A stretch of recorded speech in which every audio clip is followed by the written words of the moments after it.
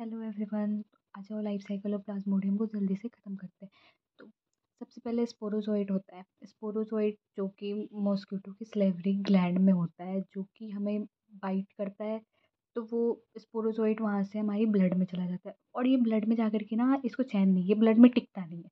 ये वहाँ से सीधा हमारे मतलब ह्यूमन के लीवर में चला जाता है, और ह्यूमन के लीवर में जाकर के ये माहौल बनाता है। माहौल इन द सेंस ये जाके एसेक्सुअल रिप्रोडक्शन करता है।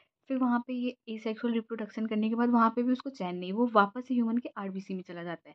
और आरबीसी में जाके वो क्या करता है, वो दोबारा से माहौल बनाता है। और माहौल बनाने का मतलब ये वापस से एसेक्सुअल रिप्रोडक्शन करता है ह्यूमन के आरबीसी में। और ह्यूमन के आरबीसी में दोबारा से एसेक्सुअल रिप्रोडक्शन करने के बाद ये आरबीसी को रप्चर कर देता है।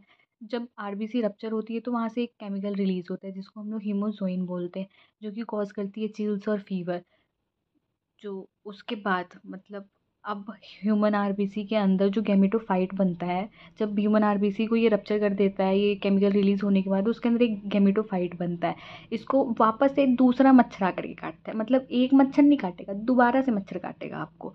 तो जब आपको एक दोबारा से मच्छर काटेगा ना, तो ये गैमेटोफाइट को ना, वो मच्छर आपकी जैसे मच्छर काटेगा तो वो ब्लड जो सक करता है, तो उसके साथ साथ इस गैमेटोफाइट को भी सक कर लेता है, मतलब ब्लड में ही तो होता है तो वो चला जाता है। तो अब ये जो गैमेटोफाइट है ये मॉस्किटो के गट में चला जाता है, और ये मॉस्किटो के गट में जाकर के ये गैमेटोफाइट फिर से फर्टिलाइजेशन करता है वहाँ पे उसकी गट में जाकर के।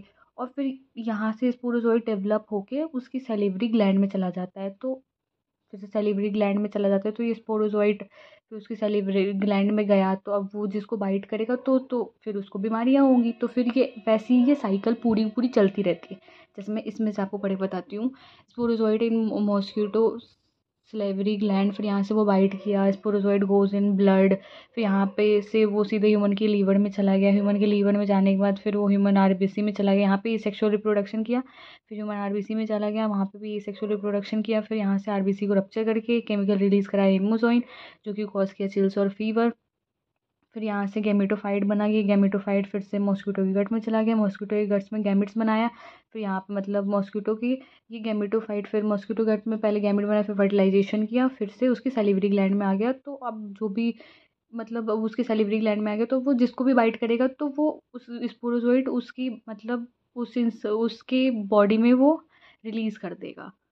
तो बस यही था लाइफ साइकिल ऑफ प्लाज्मोडियम। अगर आपको अच्छा लगा होगा तो ठीक है, अच्छा लगेगा और क्या।